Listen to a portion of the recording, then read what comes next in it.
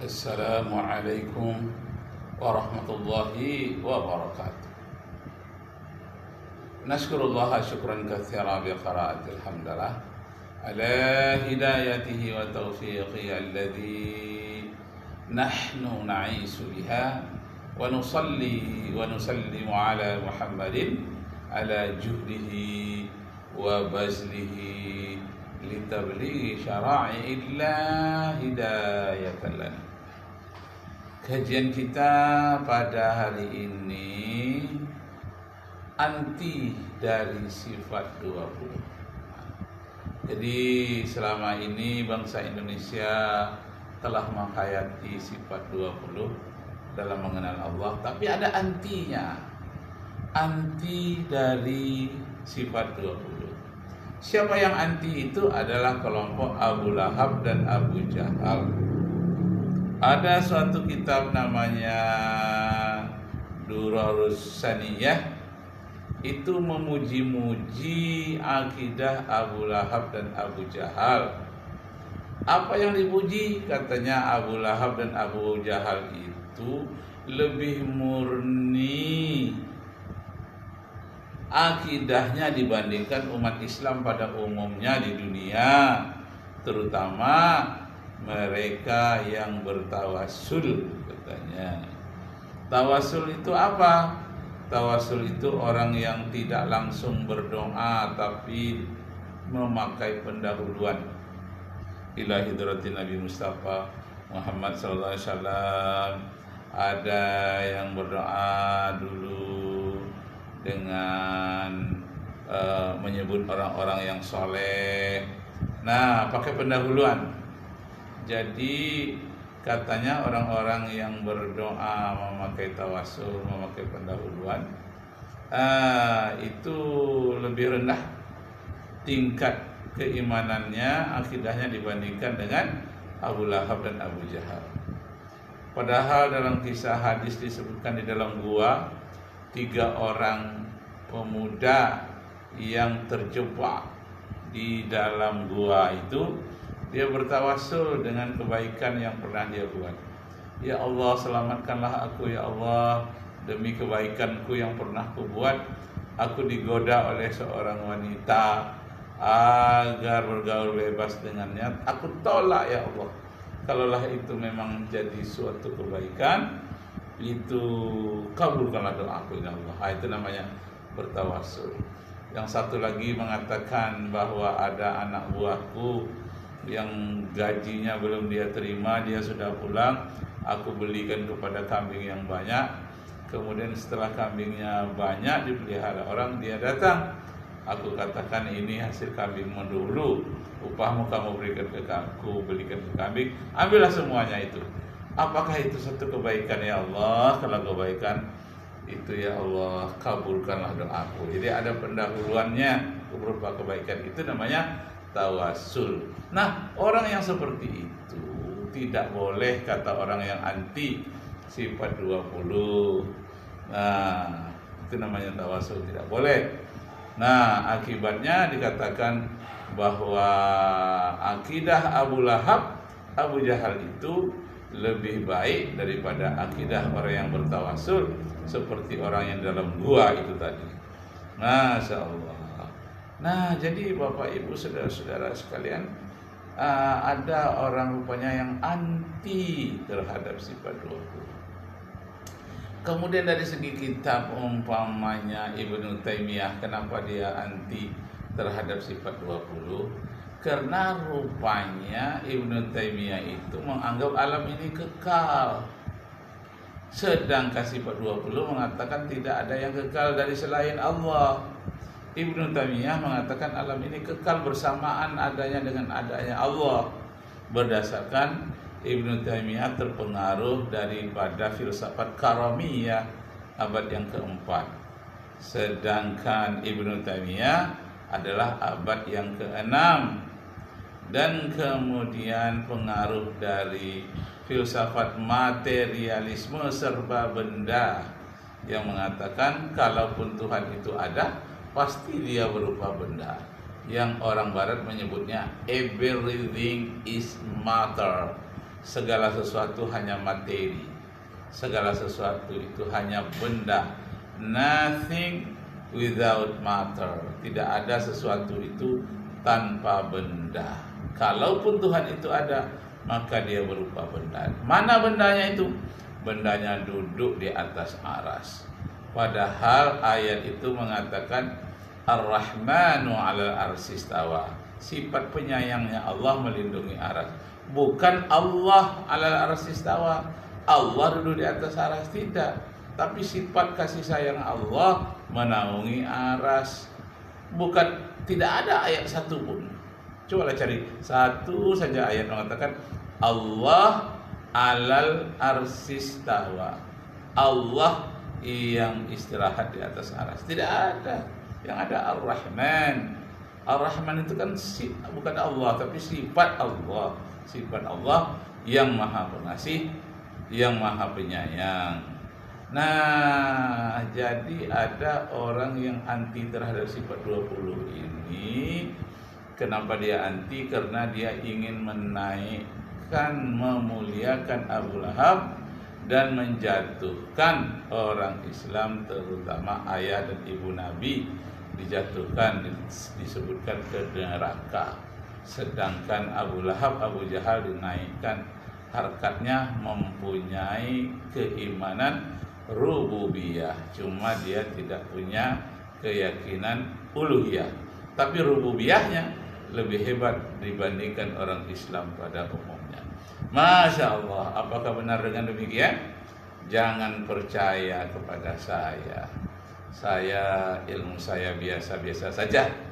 Tapi marilah kita terus belajar, kita dalami, kita dengarkan, kita renungkan betapa pentingnya kita memahami hak asasi Allah. Itu orang yang tidak mau meninggalkan LGBT, padahal sudah diancam seperti di Sodom dan Gomora, karena dia lupa, disangkanya hak asasi manusia itu LGBT, padahal LGBT itu larangan berdasarkan hak Allah, bukan hak manusia. Nah, kalau hak Allah itu dilanggar, itulah seperti Sodom dan Gomora, dibalikkan negeri itu oleh Allah, didatangkan api meteor dari ruang angkasa menghancurkan Sodom dan Gomora. Nah, berikut ini kita dengarkan ada seorang syekh dari Jawa yang selalu berdiskusi tentang rububiyah, uluhiyah, tentang orang-orang yang anti dari sifat 20. Nah, kita dengarkan ini. Bismillahirrahmanirrahim. Kita dengarkan apa kata beliau. Terus Abu Lahab udah dapat Abu Lahab stempel dari Allah dengan surat Al-Lahab Nas bahwa dia itu akan di neraka. Tapi menurut Wahabi, Abu Lahab ini dalam kitab ini, Abu Lahab dan Abu Jahal lebih beriman daripada orang-orang muslim sekarang, karena Abu Jahal dan Abu Lahab tidak bertawasul kalau lagi kepepet. Tapi orang Islam kalau lagi kepepet bertawasul kepada yang sudah mati. Ini klaimnya Wahabi. Jadi Abu Lahab dan Abu Jahal lebih beriman dalam rububiyah. Dan dalam uluhiyah, orang Islam yang selain mereka dianggap musyrik karena sebab bertawasul. Terus asmaul sifat, mereka mengartikan sifat-sifat Allah dalam kalimat mutasyabihat itu dengan klaim dengan artian letter, dengan kalimat zahir mutasyabihat itu diartikan secara letterlek, secara tekstual. Jadi kalau ya Allah fauqa aydihim, Allah punya tangannya Allah di atas tangan mereka gitu. Jadi tajsim gitu. Pokoknya gini. Iya, monggo anak desa. Ustaz Nurdin, kita kasih kesempatan ke anak desa ya. Monggo. Sedikit lagi Ustaz. Kita juga kan aswaja mengenal sifat 20 dan asmaul husna. Iya, sifat 20. Itu bagaimana asmaul sifat. Iya. Dalam ajaran itu. Panjang ya. Nantilah ya. Nanti ya. Ini waktunya udah maksud saya di kalau di bawah ini kan banyak orang Wahabi juga nih. Biar dia tahu ilmunya. Ini warungnya mau tutup. Udah pertanyaannya jangan banyak-banyak. warungnya udah mau tutup. Masya Allah. Iya, pencerahan buat mereka. Jangan Ya, pokoknya- taklid buta itu. Pokoknya gini. Ya pokoknya gini. Beb, izin Beb. Ya. Jangan bermain-main sama Wahabi. Ya. Jangan bermain-main sama Wahabi. Jangan istilahnya menganggap enteng tentang menyebarnya orang Wahabi. Jangan. Nah, jangan. Coba teman-teman lihat kelompok yang sudah di negara-negara yang sudah dikuasai oleh orang Wahabi. Kedaulatannya seperti apa? Syria, coba bisa dilihat sendiri. Hancur semuanya. Karena apa? Dengan mereka menguasai negara, menguasai daerah, mereka menghalalkan darah orang-orang yang di luar kelompok mereka. Ini bahayanya. Ya kalau di Indonesia masih berapa? Tapi kalau sudah 99%, apa nasib Indonesia? Makanya kitab ulama gini. Ada yang di nukilannya Mbah Hasyim Asy'ari di Risalah Ahli Sunnati wal Jamaah, di antaranya apa?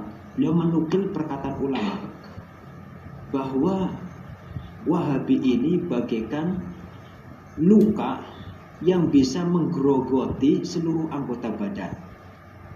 Apa penyakitnya itu? Iya. Diabetes. Mau tak mau.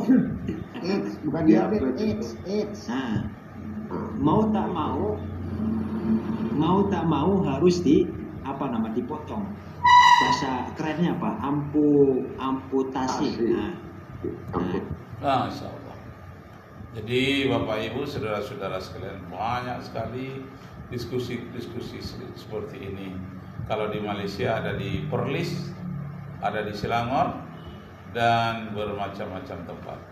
Jadi seluruh dunia sekarang, di India, diskusi-diskusi ini banyak sekali. Kita tidak boleh ketinggalan. Lalu saya pribadi bagaimana menempatkan diri? Saya berada di lingkungan orang-orang yang berpaham Wahabi. Saya tinggal di situ, tapi teman saya juga di kalangan orang-orang Aswaja. Bagaimana saya bersikap? Sikap saya adalah menimba ilmu pengetahuan dari keduanya.